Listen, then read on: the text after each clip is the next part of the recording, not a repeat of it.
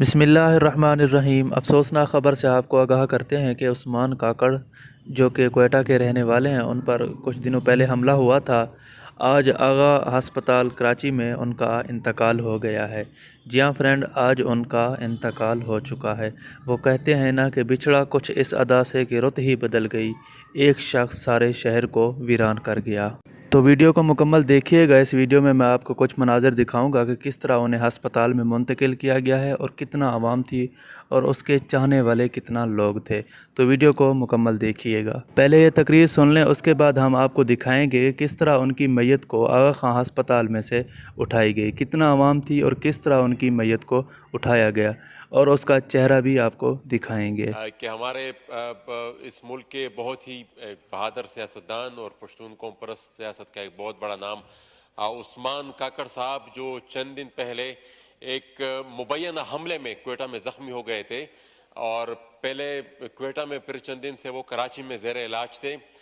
آج صبح ان کی ڈیتھ ہوئی ہے، اور ان کی فیملی سے جو میرا رابطہ ہوا ہے، ان کے بھائی منان کاکڑ سے اور ان کے بیٹے خوشحال نے جو میڈیا سے بات کی ہے، ان کا مطالبہ یہ ہے کہ ان کا مرڈر ہوا ہے، اور وہ عثمان کاکڑ صاحب نے سینٹ میں اپنی آخری تقریر میں ایک قسم سے اپنا قتل نامہ لکھ دیا تھا، بیان کر دیا تھا۔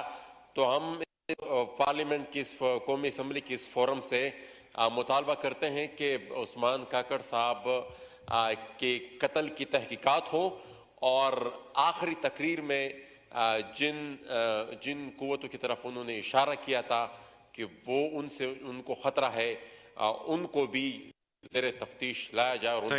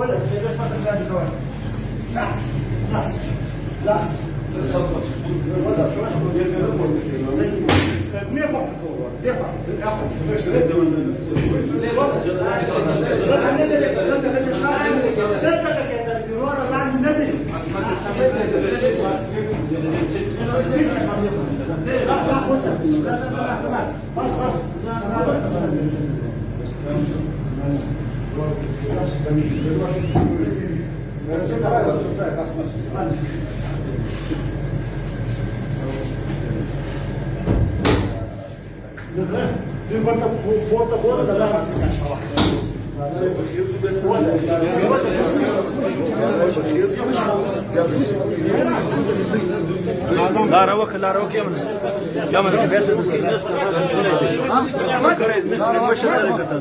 بشر بندي مشر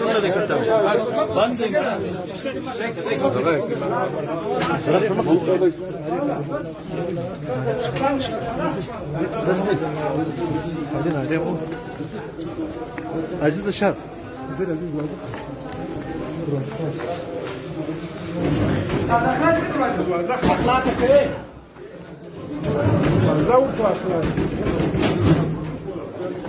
بلا خلاص بلا خلاص نعمل قرده ليه جام كده نعمل قرده ليه جام كده دراسه بقى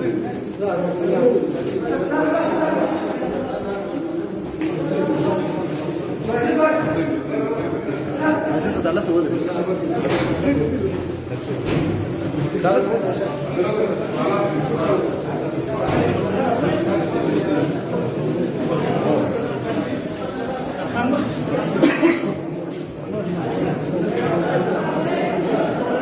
जी हाँ फ्रेंड, जो उस्मान काकड़ से प्यार करते थे उनके लिए ये अफसोसनाक ख़बर है कि आज उनका इंतकाल हो गया है।